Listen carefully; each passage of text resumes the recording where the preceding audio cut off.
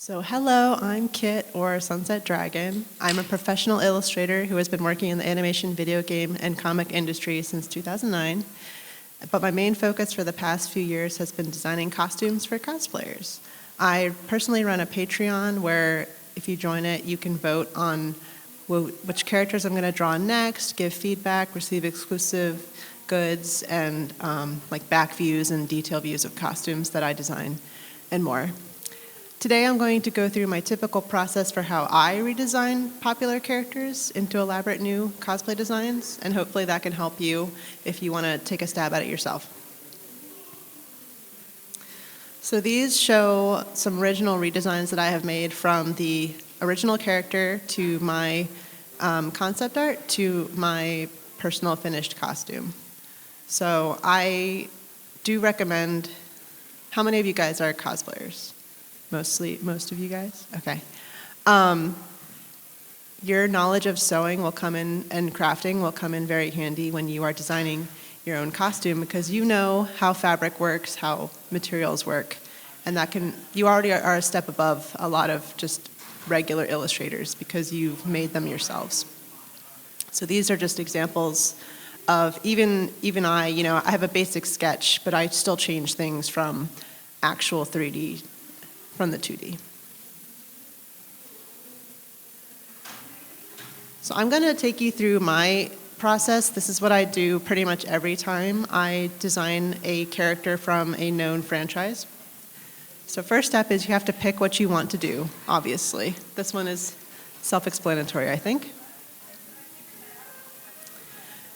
One of the things that I like to do is I like to choose a theme for my character. So once I have my character chosen, I kind of like to pick a theme or an idea to kind of bring them together into something new.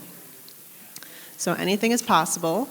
Do you want to design a new outfit for your favorite character? Put them in armor, give them a new glamorous dress, have them in a new sporty look, make them a magical girl or a fierce warrior? The options are endless. So this is an example of how I've taken the same character of Eevee from Pokemon, and I've reimagined her a million different ways. So she's a knight in the upper right, a witch, a fairy, a magical girl, Lolita dress, and like cottagecore. This is just shows a really broad range of some fun things you can do to kind of view your character in your own unique new way that maybe no one's done before. So next I will do my research. It's always a good idea to start an inspiration board for your design. This can help you visualize the various ideas that are in your mind into concrete, actionable items. I like to look to other artists, fashion designers, fabric swatches, and more for inspiration. Remember to use these as jumping off points to fuel your unique vision. So you obviously never want to copy directly, but normally a lot of my designs are an amalgamation of all my different inspirations, and you guys also obviously have your own life experience to draw from as well that will make your design unique to you. But I normally just go on Pinterest or even look at other cosplayers, what's been done before. I get inspiration from things that aren't necessarily related, like nature or the fabric itself or just what's around you. Basically, you want to try to have all of your ideas visually to help you kind of get an idea of how it's going to come together. And this way you can also narrow down your different ideas, because you might have a million ideas, which is great, but you need to kind of condense them into something that you can work with, right? So more research. Inspiration comes from many places. I personally use Pinterest and Google Images. You may also want to research your character's film, show, or game to find additional inspiration for extra elements to add to your design. So this is a design for Steiner from Final Fantasy IX, but like a girl version. And in this design, not only did I research more historical armor, I also looked at fantasy armor from other artists. Finally, the in-game female versions of similar characters proved a great inspiration to the final design. So you can see in the middle there, the original character, he's like this really burly knight, but he has these other like underlings in the game that are female presenting. So I thought that was a great shift to kind of incorporate his design into their design a little bit while adding more of like a fantasy armor flair and more details. Because one of the great things you can do when you are designing your own version of a character is you are not constrained by video game graphics or animation concerns. You can add extra details as little or as much as you want. You can have weird shapes that maybe they can't model or animate in the show or game. Things like that you can really add to make it your own. So let's start designing. If you are drawing out your design, you can start with a template to make this process easier if you aren't as comfortable drawing on your own. Many can be found for a small fee online, or you can trace over a full body photo of yourself, which is honestly more ideal, so you can design based on your specific body type, height, proportions. If drawing sounds like too much for you, you can always photo collage your shapes and inspirations together to figure out the skeleton of your design before jumping into crafting. So you can always collage, you can mix and match photos, you can photo bash if you aren't comfortable drawing. I do recommend drawing, as that kind of makes you really think through all the different aspects of your design and how you're going to create them, but we'll get into that a little more. So things to keep in mind while designing. Choose a shape for your design. There are many established dress, armor, and clothing shapes. Take advantage of them. And each of these points I'm going to go in detail with their own slide in a minute. Look for themes to incorporate. Does your character hang out in the water? Do they have a relationship with Hellfire? Have some visual references from your source material you want to include? Themes can add a fun twist to a new design. Create a color palette. Be sure to include colors from the original design, but don't be afraid to add new complementary colors. Composition. So just like an illustration or a piece of art, I view costumes as having their own composition. So make sure your design is balanced and conveys what you want to convey. And consider using props. Does your character carry a sword? Do they have a very specific necklace or headpiece they always wear? Keeping these in your new design can help people recognize your character. So first we're going to talk about choosing a shape for your design. Your design can borrow elements from classical shapes. Think of fun ways to mix and match these various shapes and what might fit your character best. So here I just have a bunch of examples that I literally just Google image pulled.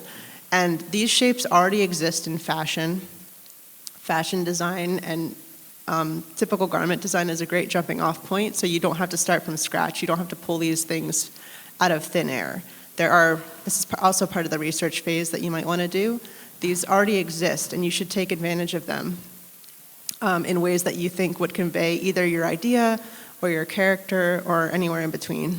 And I also have hairstyles down here, which we'll get into a little bit later, but that can also add an extra element of design to your new character these already exist. You don't have to just pull them out. You just have to make sure that you are combining them in original ways and not obviously infringing on someone else's design.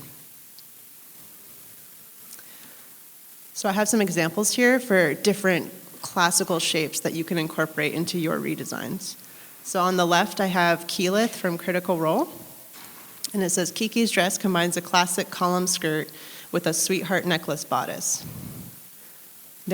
bodice. So these are very classical shapes that you can see in everyday prom dresses, garment designs, but you can add the fantasy elements, the colors to make it your own unique fit and flair for your new character design.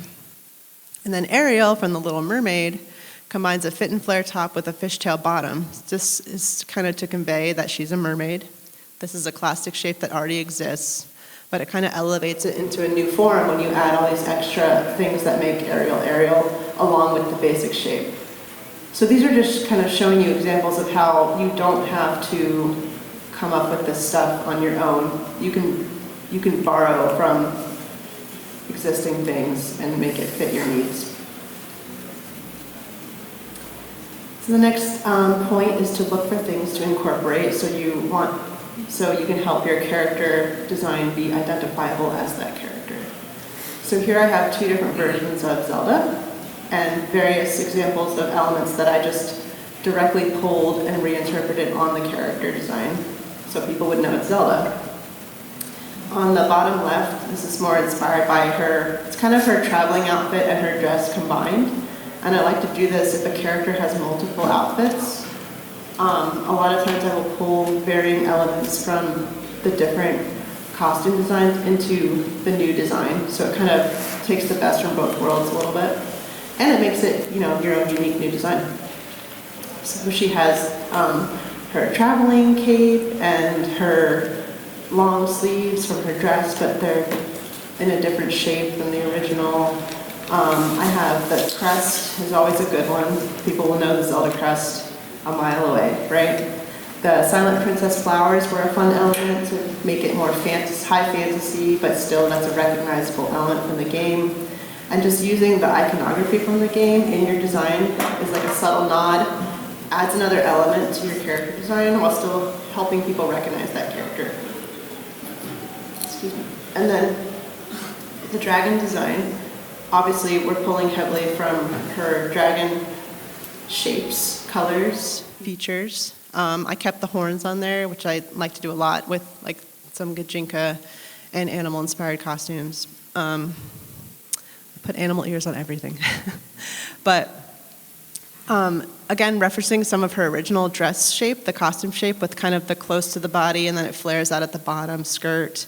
But adding some more elements like the scales and the Sheikah slate inspired elements from her tabard there. So keeping some things the same, but reinventing how the shapes work, how you mix and match and like mash together certain things can really elevate your design. And we'll talk about color more in a minute, but color is also really important. I tend to match the color to where it is in the original design on your new design, because that also helps convey your character. Well, and you don't have to reinvent the wheel completely, because you're redesigning an already existing character. So you should pull from that as much as you can. So colors, my favorite part. Create a color palette for your character. Use colors from the original design in new and interesting ways. Combine colors from multiple outfits into your new design. And look for opportunity to use accent colors from the source material. One thing I like to do if a character has multiple canon outfits is to combine colors from both in a new and interesting way, which is what I was just saying. So for these Mulan designs, you can see really clearly in this example that they're kind of an amalgamation of all of her different outfits. But all the colors go well together because normally these people know what they're doing when they make the source material. So you should use that. And again, you don't have to come up with everything on your own. Use that as inspiration for how you can kind of morph it into what you want to do for your own unique design. And the same with Chihiro here on the right from Spirited Away. She doesn't really have green in her bathhouse outfit, but she does in the beginning of the movie. So just kind of playing with that and pulling it into the design. And pink and green normally go well together because they are opposite. Yes? And they're opposite colors on the color wheel. So they can complement each other really well. So this is just another example of, like, you don't normally see this, but combining them still recognizes the character, but it's just a fun new way to think about the character. So keep fabrics and balance of your design in mind. And this is an example of this is Moltres from Pokemon, but in furry-sewed kimono. Moltres has a variety of textures to provide visual interest and balance of the design. There is the matte fur piece on top helping frame the face. Metallic discs decorate the more matte sleeves. The obi is also shiny to draw interest to the center of the design, highlighting the ornaments placed here. The skirt has some metallic paints on a more matte gradient background to lead the eye up to the focal points of the costume. And yeah, just reiterating that I tend to think of costumes as being a composition, trying to make it balanced.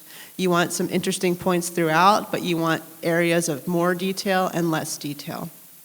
And when you bring your fabrics into the mix, I try to have a good mix of shiny fabric and matte fabric.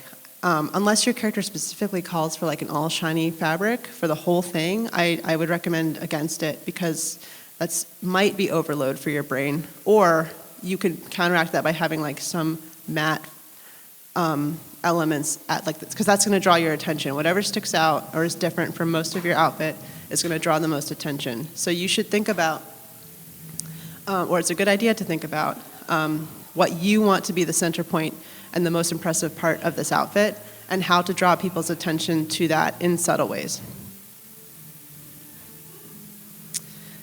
So consider using props. Obviously, if your character has a really standout prop, it's a great idea to throw it in there. So people they already associate that character with that item.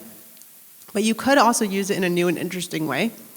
Like Mulan's on the right here, her hair flowers. That's not the exact hair comb she has, but it's very similar to the one she has. But it's been reinterpreted to fit the design, be bolder, more centered, balanced. This is a very symmetrical design. And the same thing she's given a pendant at the end of the movie from the Emperor and the sword. So incorporating these things, this is again drawing on your source material where things that might not be obvious in their design in the original, but you can incorporate moments from the story or video game or your media to play into your design. And that could be really fun for people to recognize it too. Like, oh, I remember this little guy, or I've hidden Koroks in some Zelda designs and stuff like that. Little fun things you can add. Just let your creativity run wild, basically. You can just do some really fun stuff. It's your design, so you can do what you want with it. And then Jester from Critical Role is the same kind of thing. Critical Role, I don't know if you guys know Critical Role. Okay, it's a bit more nebulous, so there's a lot to pull from for Critical Role because it's hours and hours of content, but same sort of thing. Don't forget the hair, jewelry, and shoes. Hairstyle, headpiece, jewelry, accessories, and shoes can add to your design's unique charm and make it more recognizable as that character.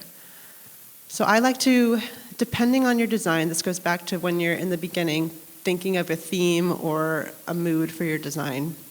You might want to reference history or even your character directly to add fun elements for your design and to help give you more ideas and to add visual interest to your character. So for this, I did a series of EVs inspired by Italian Renaissance. So this is a bit more historical reference for that one on the upper left. And then Nifty from Husband Hotel is directly underneath of it. And a lot of elements in that show seem very 1920s inspired. So I thought that would be a fun way to incorporate a nod to the flapper hairstyle and accessories. So again, you don't have to pull all this stuff out of your head. You can use what exists in the real world, and artists do this all the time to inform your design. And then there's just the straight, one-to-one of Katara keeping her hair beads and her necklace. That's just another use of props, honestly, so people know that that's Katara. Katara has her necklace. It's very important in Avatar.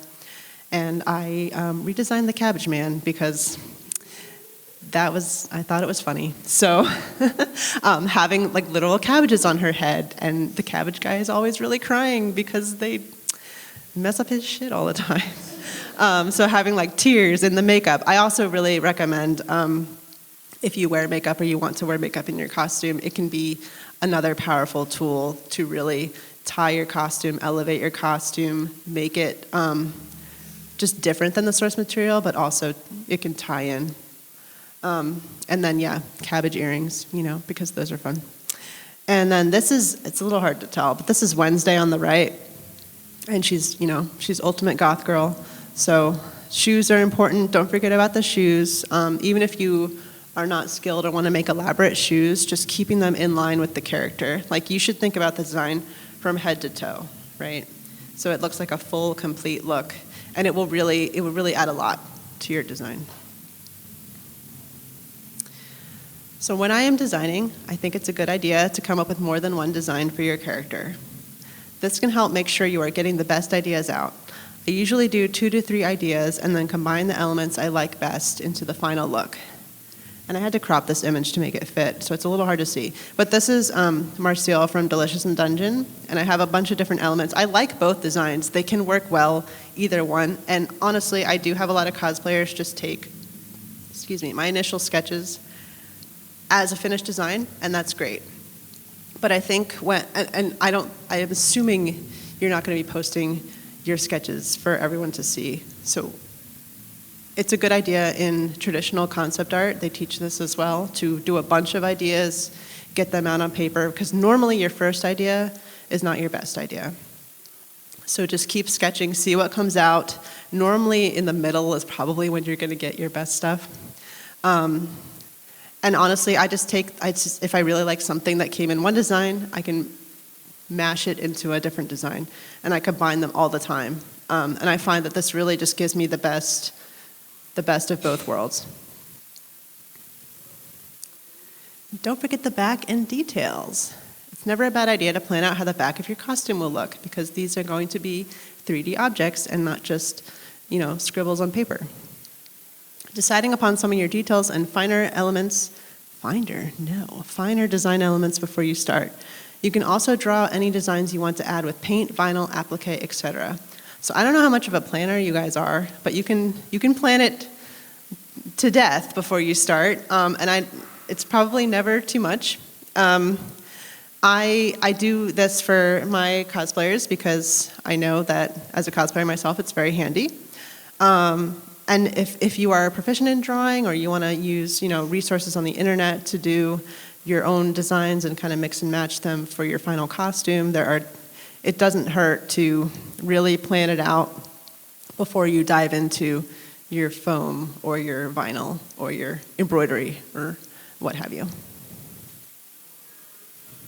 And here I've even listed materials, and that's a great idea for you to just take your design, scribble on, or if you have swatches of your fabric, scribble what goes where in your plan.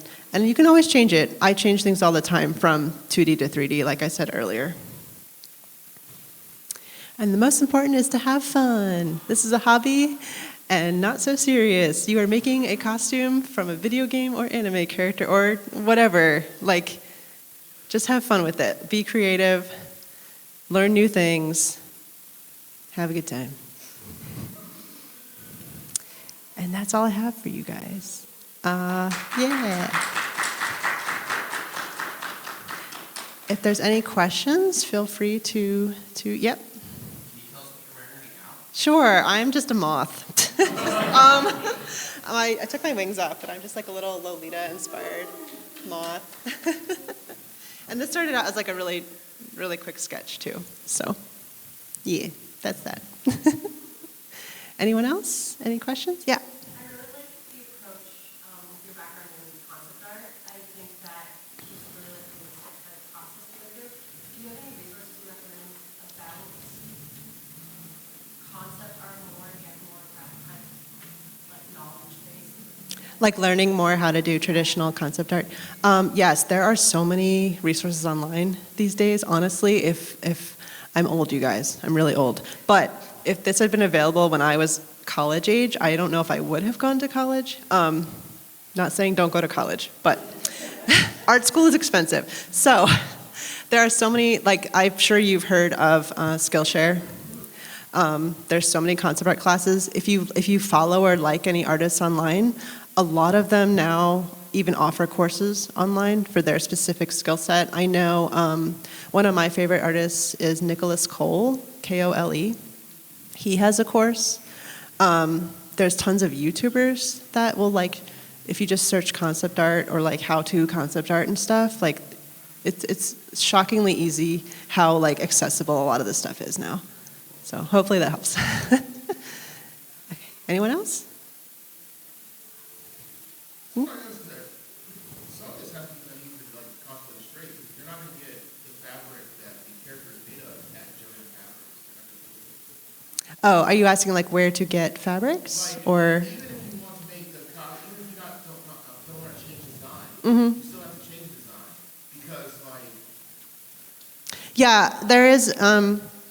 That is a good point. Normally, you're still, even if you don't change the design, you're still interpreting a 2D character into a 3D character. So you need to make decisions, right? Depends how in-depth you want to go. But if they're wearing a brown wide belt and they are a medieval character, you might think that should be leather or faux leather instead of just everything be cotton.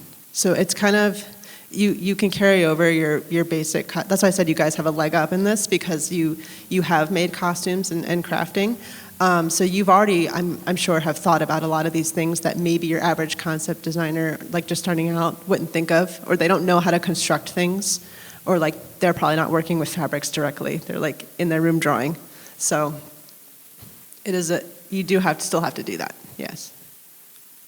Mm-hmm. Do you have a favorite way of attaching things in unseen ways? Something that I'm finding as I'm learning is that I can put a bunch of stuff on top of other stuff, and all of it will slide around, and it's difficult for me to get things to stay where I want them. Do you have a preferred way of kind of finding connectors and things like that? Okay, did everyone hear that question? Okay.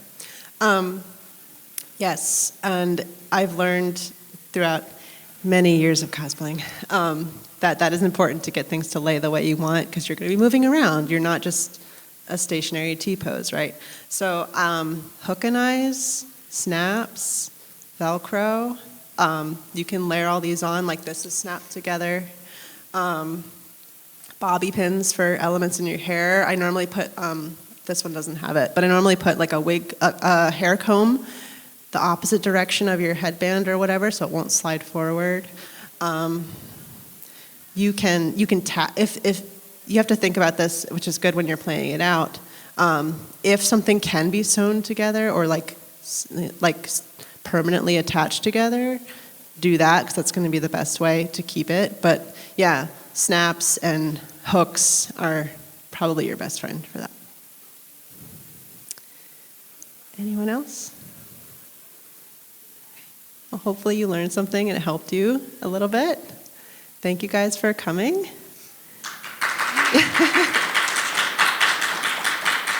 I know it's Sunday, everyone's really tired, me included, so thank you for coming.